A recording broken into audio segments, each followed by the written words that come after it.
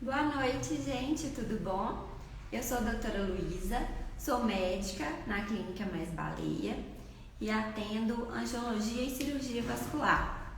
Hoje nós vamos bater um papo sobre varizes e eu vou convidar a Amanda, do Tentando Ser Diva, para bater um papo com a gente e esclarecermos algumas dúvidas dos seguidores. Ela já entrou? Vamos só aguardar a Amanda entrar para eu convidá-la aqui. Estou com algumas perguntinhas que os seguidores fizeram, tanto no Instagram da clínica como no meu. Entrou? Vou tentar convidar a Amanda aqui. Isso.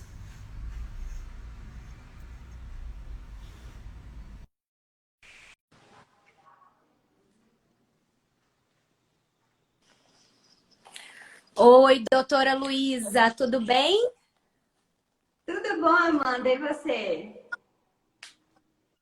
Joia, você tá me vendo direitinho? Tô te vendo sim. Tá me vendo Eu direitinho? também tô te vendo direitinho. Tô falhando. Bom, hoje a gente vai bater um papo sobre as perguntas dos seguidores, né, a respeito das varizes. E eu queria saber de você também, se tem alguma dúvida, o que você acha. Doutora, eu estou cheia de dúvidas, inclusive dúvidas minhas. Eu anotei as perguntas de algumas pessoas, mas eu tô com mais dúvida do que meus seguidores. Ótimo, a gente vai tirar esse tempinho então para tentar esclarecer as dúvidas de todo mundo. Ô, doutora, eu posso começar com as minhas perguntas ou não? Fica à vontade. Então, Pensar beleza, vamos melhor. lá. Primeira coisa, tem diferença entre varizes e vasos? Se sim, qual é essa diferença e por que elas aparecem? Bom, a doença venosa em si, ela tem uma mesma origem, o mesmo fundamento, mas ela é classificada em níveis que recebem nomes diferentes. Então, a gente classifica as varizes, os chamados vasinhos, como na linguagem médica, telangiectasias e vasos reticulares, que é de acordo com o calibre de cada vaso. Os vasinhos mais fininhos, que são aquelas teiazinhas de aranha que aparecem nas pernas, nós chamamos de telangiectasias. Aqueles vasos um pouquinho mais esverdeados, que têm um calibre um pouquinho maior, que normalmente são um pouco mais profundos e estão perto desses vasinhos, que são vasinhos como se fossem nutridores dessas telangiectasias. Nós chamamos de vasos reticulares. E as varizes em si são aquelas veias mais calibrosas, que às vezes ficam estufadas, dilatadas e tortuosas pela perna. Então, a diferença é em relação ao calibre do vaso e isso muda a nomenclatura, mas a base da doença venosa é a mesma. Tá me ouvindo? Tem hora que falha, aí eu não escutei o final.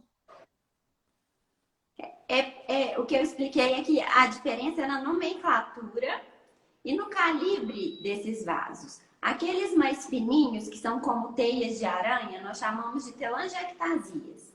Aqueles um Sim, pouquinho mais larguinhos, esverdeados, nós chamamos de vasos reticulares. Eles são com um diâmetro um pouquinho mais aumentado. E aquelas veias já estufadas, calibrosas, tortuosas, nós chamamos de varizes.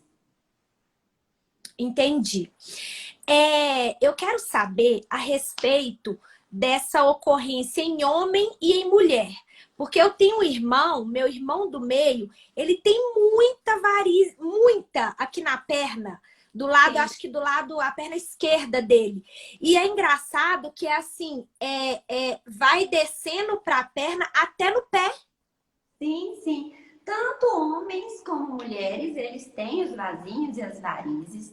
A incidência dos vasinhos e varizes, ela é estatisticamente maior em mulheres, mas isso baseado no fator hormonal que influencia no aparecimento desses vasinhos e varizes. Mas os homens também são igualmente acometidos e o tratamento é o mesmo, independente de se homem ou mulher. Varia de acordo com o tipo de vaso, né? Cada caso merece uma avaliação e um tratamento à parte.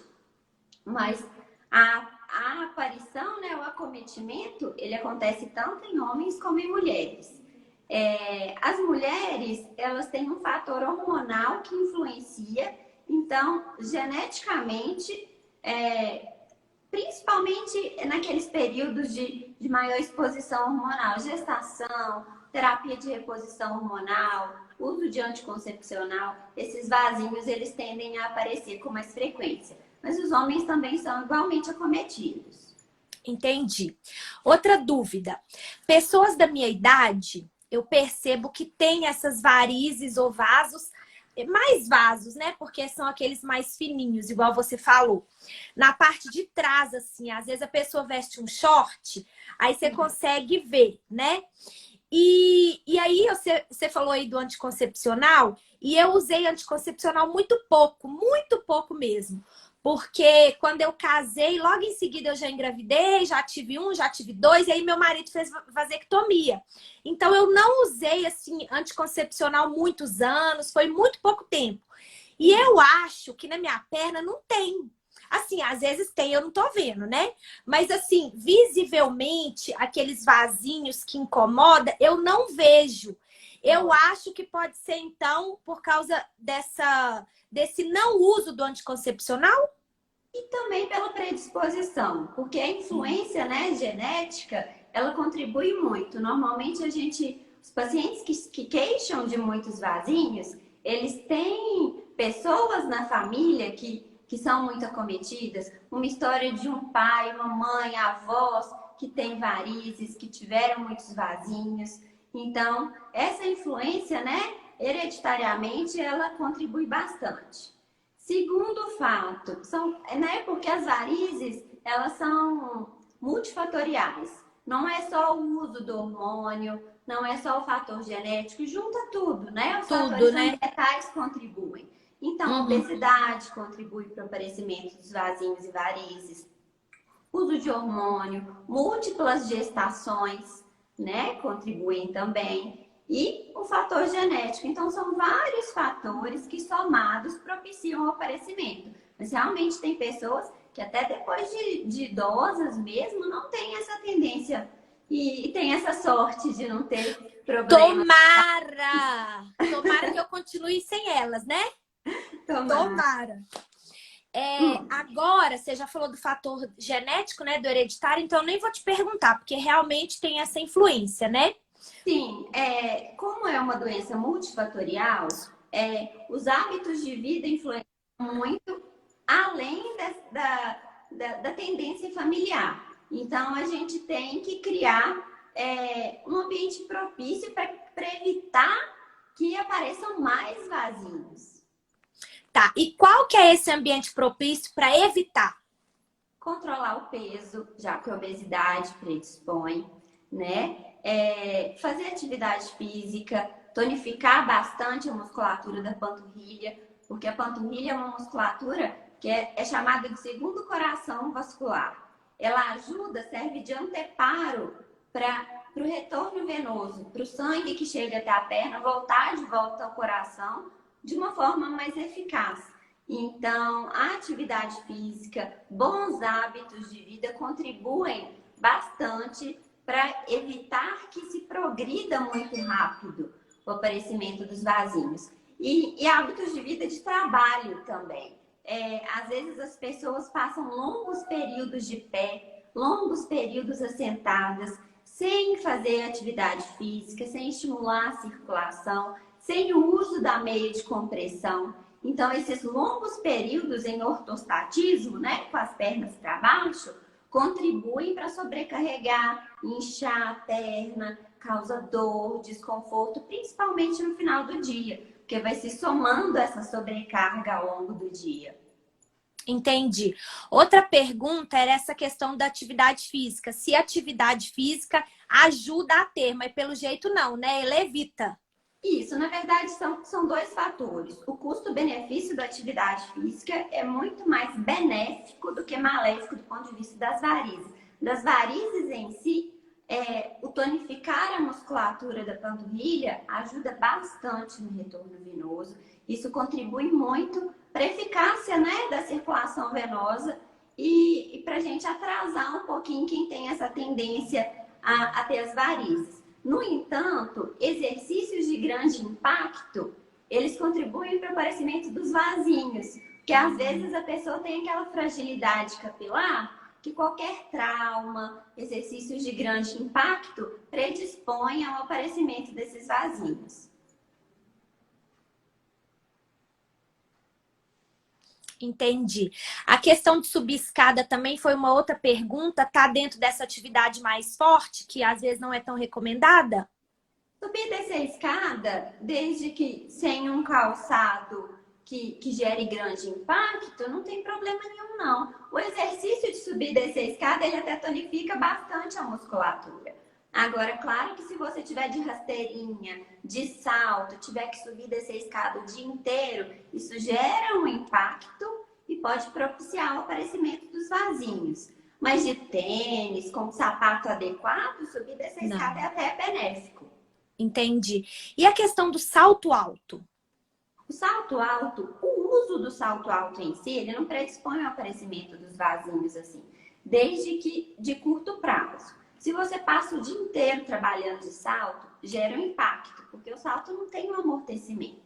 E sem contar que a musculatura da panturrilha fica relaxada, então ela não é trabalhada. Então a gente vê que quem usa salto por longos períodos, a musculatura da panturrilha fica mais atrofiada.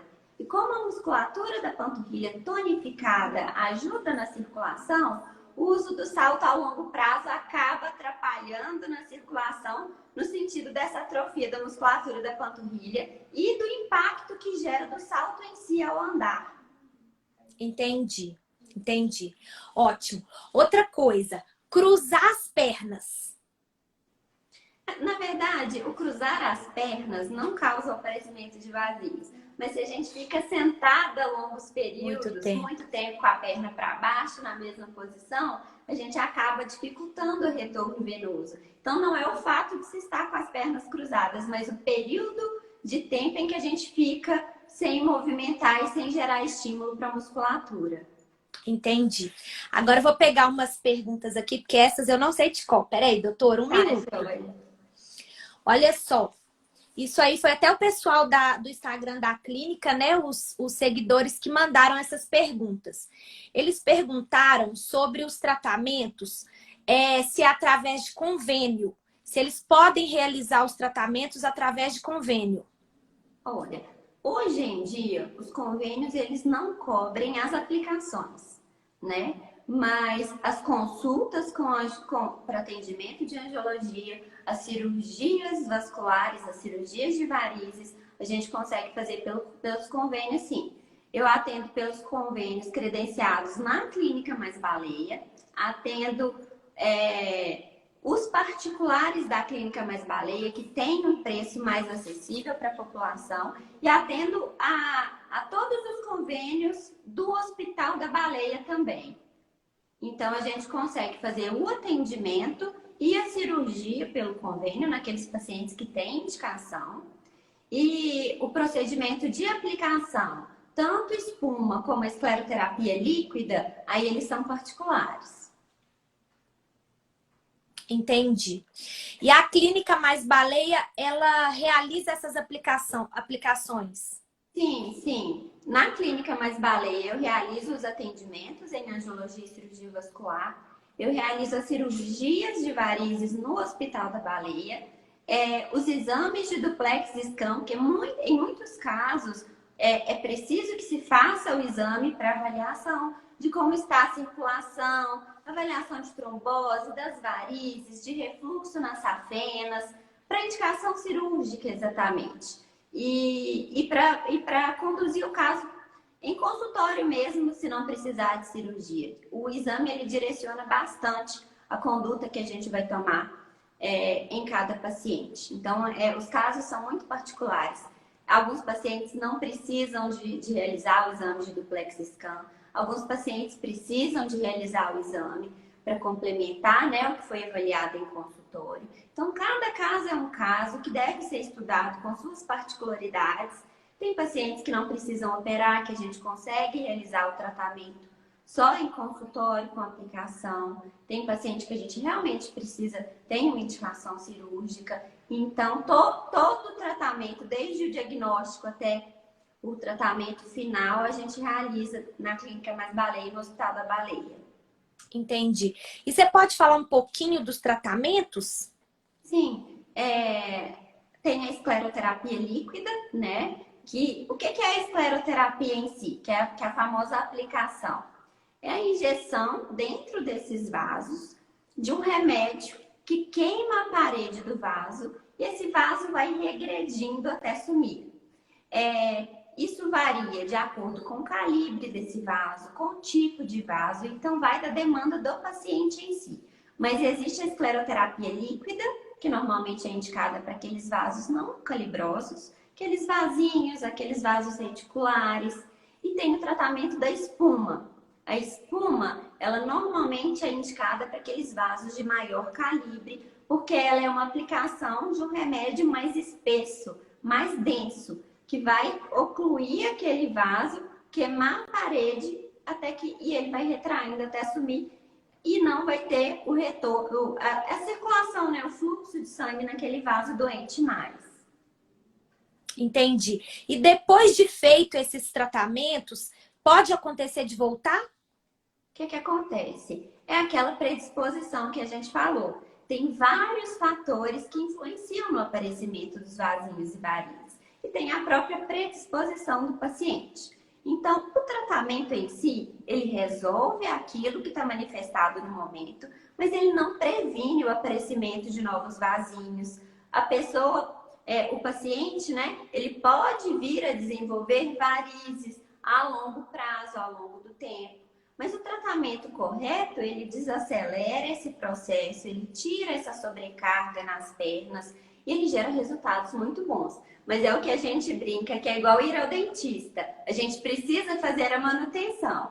A gente consegue ficar bem a longo prazo, mas precisa de fazer a manutenção com o angiologista e cirurgião vascular para manter as pernas saudáveis, né? A circulação, a saúde vascular em dia. Entendi. Doutora, e o uso daquelas meias compressoras? Para quem tem esse problema, seria um uso diário ou não? E outra coisa, o uso da meia em avião é recomendado para todos ou só para quem tem esse problema? Não, é preciso que se procure o seu médico, o seu especialista, para avaliar cada caso. Por exemplo, existem pacientes que têm doença arterial, que são oclusões arteriais, uma dificuldade de que o sangue chegue até os pés. Então, de acordo com a avaliação em consultório, a gente consegue saber se aquele paciente pode usar a meia de compressão ou não. Tem paciente que não pode usar a meia de compressão. E tem paciente que a meia de compressão é muito benéfica. Então, para viagens longas, não só de avião, longos períodos com a perna para baixo. Então, viagens longas de avião, de ônibus, de carro, longos períodos no trabalho em si, em que a gente fica com as pernas para baixo, a meia costuma ser muito benéfica, mas a gente tem que avaliar caso a caso para a indicação correta, tanto do uso da meia como da compressão que o paciente precisa de usar. Entendi. É porque eu sou metida à médica, sabe, doutora? Então, gente que compra meia de compressão na farmácia sem saber. Então, a gente tem a média compressão, suave compressão, alta compressão. Todas elas têm indicações diferentes. E realmente tem pacientes que não podem usar a meia. Então, é muito importante que se faça com indicação médica. pois é, eu comprei uma, eu acho que foi até a média, que eu pensei assim, eu não vou nem na suave nem na forte, vou na média. Aí comprei para uma viagem e assim, Eu acho que deu certo, porque eu cheguei, parece que a gente chega mais descansado. Eu achei tão engraçado. Sim, naqueles pacientes que têm realmente a indicação de uso, e que esse uso é benéfico nesse sentido, a meia ajuda a não deixar sobrecarregar as pernas, porque a panturrilha está relaxada naquele momento em que a gente está viajando. Então, sobrecarrega mesmo. Viagens longas, até em quem não tem problemas circulatórios, a gente incha as pernas, porque sobrecarrega, a gente fica muito tempo parada. Então é muito importante, no avião a gente ainda consegue levantar, dar uma voltinha para estimular a circulação, prevenir trombose, mas de carro, de ônibus, muitas vezes isso não é possível. Então a meia, ela serve justamente de suporte, de anteparo para a panturrilha, para a gente manter aquelas veias com menos sobrecarga do que elas estariam se o paciente não estivesse usando aquela meia. Entendi. Ô, gente, então fica a dica aí, hein? Vai no médico e pergunta, não faz igual eu não, tá? Isso é muito importante mesmo, porque naqueles pacientes que não há indicação de uso de meia, ela pode prejudicar ao invés de ajudar. Então é importante mesmo que se faça o uso com a compressão correta, com a indicação de tamanho correto, porque às vezes as pessoas compram tamanho errado e aí não gera resultado satisfatório. E tem os pacientes que não podem usar, então a gente tem que ficar muito atento a isso, realmente procurar o médico para uma indicação correta. Entendi. Vamos lá, outra pergunta. O que provoca? Peraí que eu tô procurando aqui se tem alguma que eu ainda não falei. Eu recebi algumas também. Pode falar, pode Se falar. as suas tiverem sido respondidas, Ah. eu recebi algumas perguntas dos meus seguidores também em relação às pernas mais grossas. Se as pessoas que têm pernas mais grossas têm uma tendência maior a ter as varizes.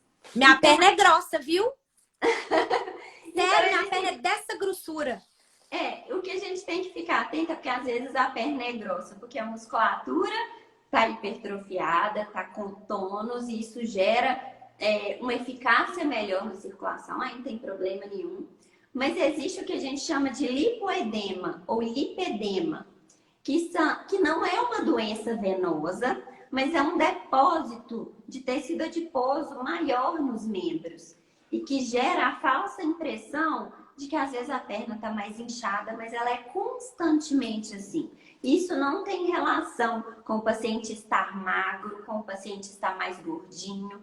O lipedema é apenas um depósito maior de gordura nos membros que causa incômodo nos pacientes e muitas vezes ele é confundido com problema circulatório, com problema de varizes. Então a gente precisa avaliar esses casos também.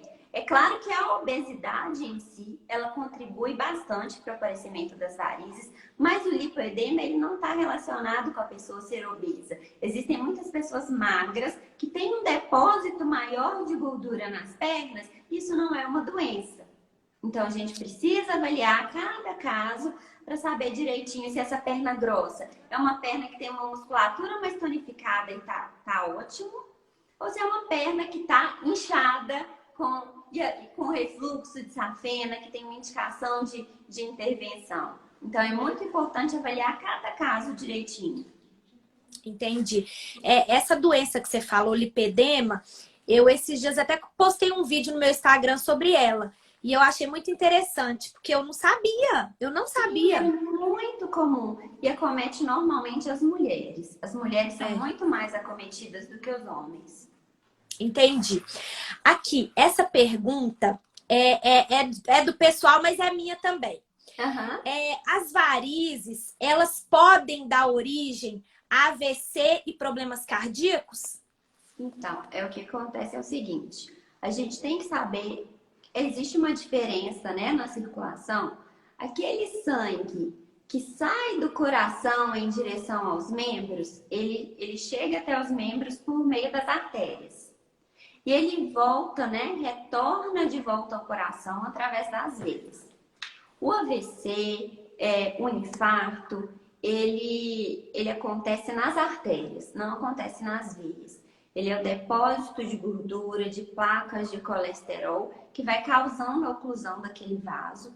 Ou se o paciente tem um problema cardíaco que pode gerar um êmbolo e esse êmbolo se desprender e entupir de forma aguda aquele vaso.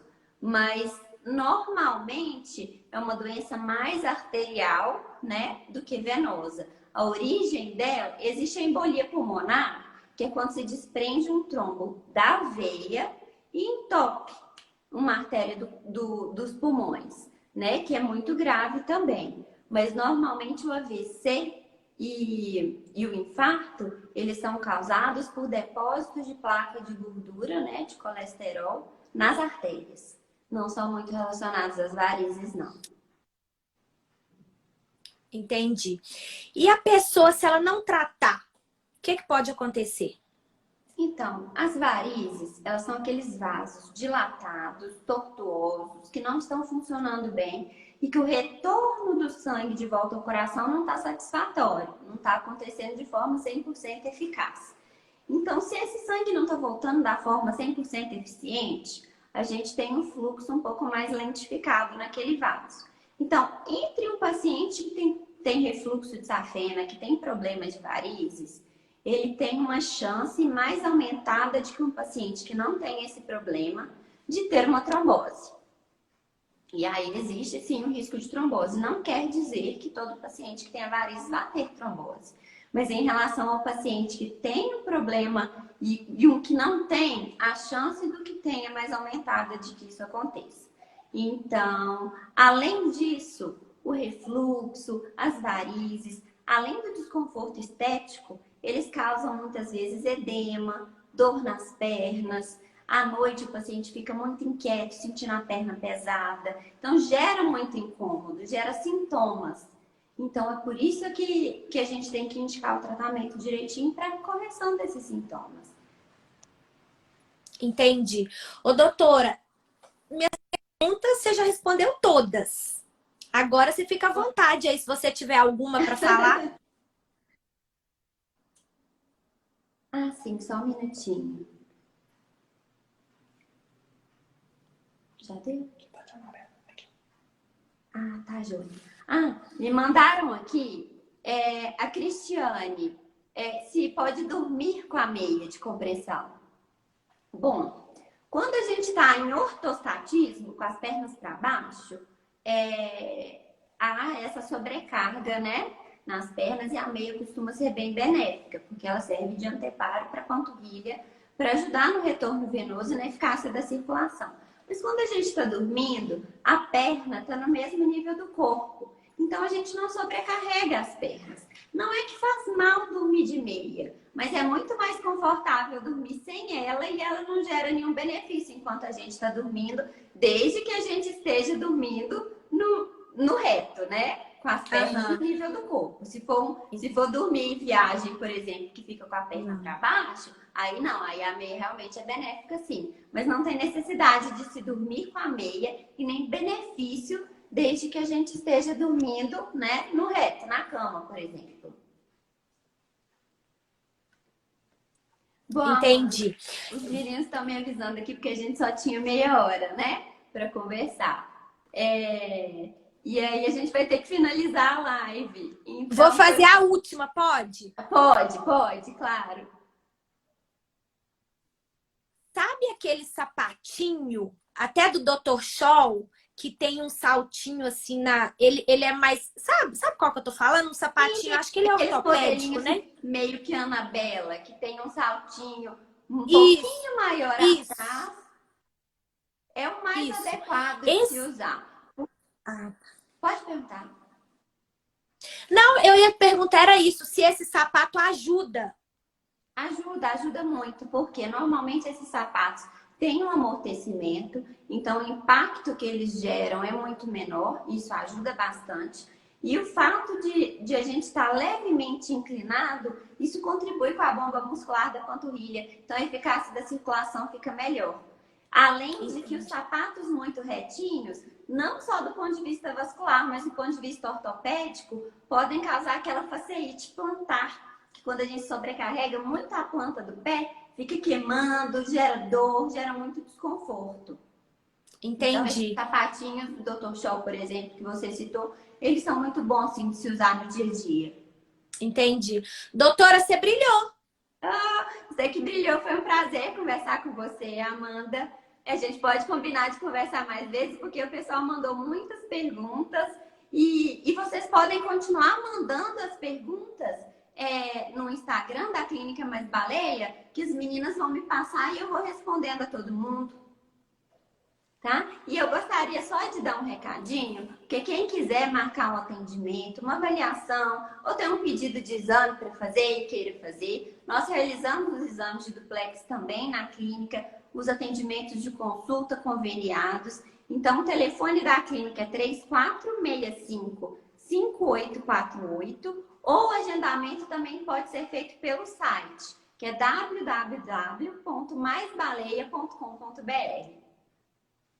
Entendi, doutor. O prazer foi todo meu. Muito obrigada. Foi muito esclarecedor. Tenho Ai, certeza que que ajudou ótimo. muita gente, viu? Espero que vocês tenham gostado. Estou à disposição para esclarecer mais dúvidas. Foi um prazer conversar com você, Amanda. Prazer foi meu. Um beijo, viu? Um beijo, gente. Até Tchau, tchau. mais. Tchau, gente.